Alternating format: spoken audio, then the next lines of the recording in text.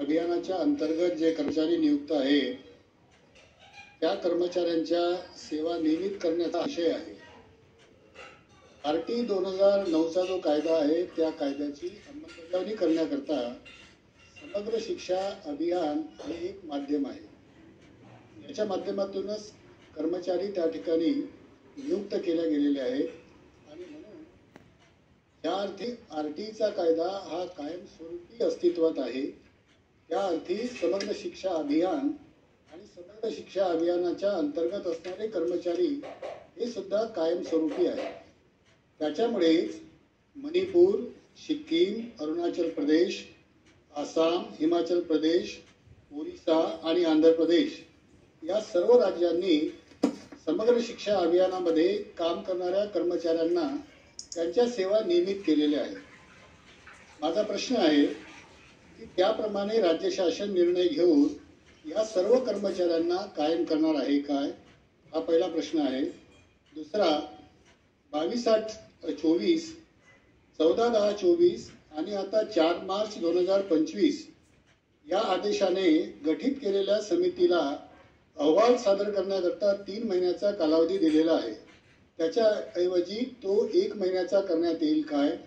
आणि दुसरं, त्याकरता 13 सदस्यांचे जे 5 गट तयार केलेले आहेत, या 5 गटां 13 सदस्यांचे 5 गट तयार करून त्यांना सिक्कीम, अरुणाचल प्रदेश, आसाम, हिमाचल प्रदेश आणि ओरिसा या 5 राज्यांना ज्या ठिकाणी समग्र शिक्षा अभियानाच्या अंतर्गत असलेले कर्मचारी ज्या पद्धतीने नियमित केले त्याचा अभ्यास करून 15 दिवसाच्या आत हा अहवाल तयार करून या सगळ्या कर्मचाऱ्यांना आपल्या राज्यामध्ये कायम करण्याच्या दृष्टीने कारवाई करण्यात येईल का?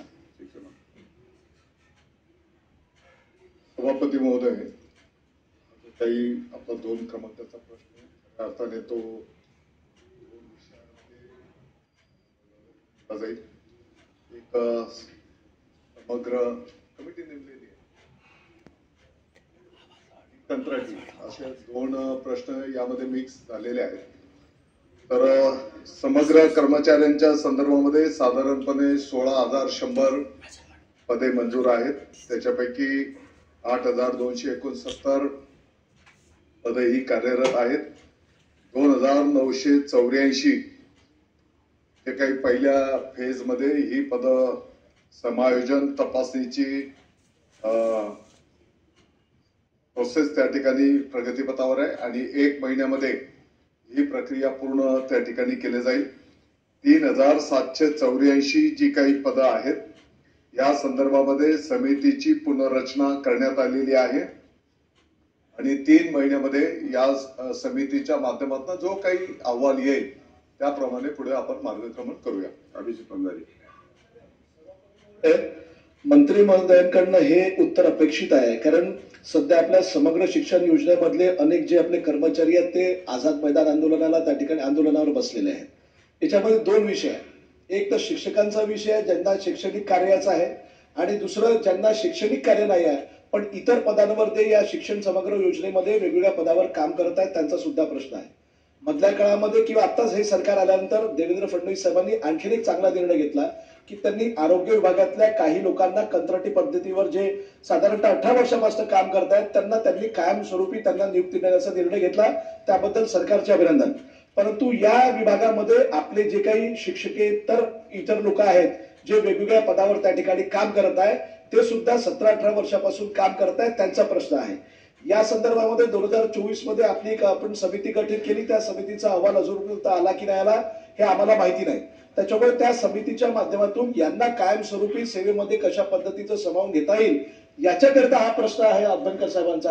आणि मग त्याच्यावर स्पेसिफिक जर आपण उत्तर दिलं तर निश्चितपणे त्याचा फायदा होईल, कारण की या ठिकाणी जे यांच्या मागण्या आहेत आणि यांचे जे काही शैक्षणिक अर्हता आहे त्यांचं क्वालिफिकेशन आहे ते सर्व BE सिव्हिल झालेले आहे, ते PhD धारक आहे, ते MA झालेले आहे, ते MPhil झालेले आहे, ते MAd झालेले आहेत, ते वेगवेगळे MPhil झालेले आहेत, अशी वेगवेगळी शैक्षणिक अर्हता धारक केलेले लोक सुद्धा आहेत।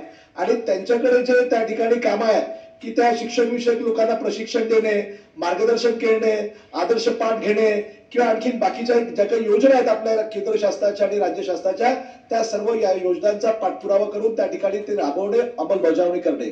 आता यांना कशा पद्धतीने आपल्याला सामावून घेता येईल हा प्रश्न आहे आणि म्हणून त्या बाबतीमध्ये या सर्वांचा आपण सहानुभूतीपूर्वक विचार करून त्यांना शासकीय सेवेत कायमस्वरूपी सामावून घेणार का हा आमचा स्पेसिफिक प्रश्न आहे.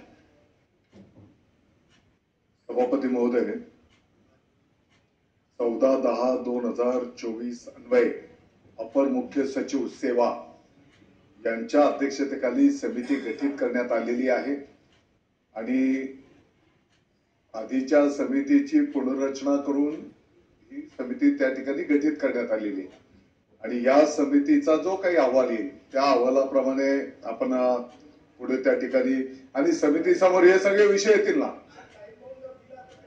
3 महिने सांगितलेलं आहे आणि समितीच्या समोर हे सर्व विषय त्या ठिकाणी येतील आणि समितीचं जे काही अहवाल येईल त्याप्रमाणे आपल्याला पुढे मार्गक्रमण करता येईल. ज्ञानेश्वर म्हात्रे. हे सर्व समग्र शिक्षा अभियानातील जे कर्मचारी आहेत हे गेल्या 15 वर्षापासून काम करत आहेत. 15 वर्षापासून काम करतायत. आलेल्या चर्चेच्या समग्र शिक्षा अभियान प्रश्न विचारला आपण तर मंत्री महोदय तेच सांगतोय. समग्र शिक्षा अभियानात 15 वर्षापासून काम करणारे लोक आहेत. त्यामध्ये मागच्या वेळेला माननीय मुख्यमंत्री एकनाथजी शिंदे साहेब त्यावेळेचे तत्कालीन मुख्यमंत्री आणि देवेंद्र फडणवीस साहेब आताचे मुख्यमंत्री यांनी पुढाकार घेऊन 3105 दिव्यांग जे कर्मचारी आहेत ज्यांना शिकवणारे शिक्षक आहेत त्या 3105 शिक्षकांना त्यांचं पद निर्मिती करून कायम केलं आहे.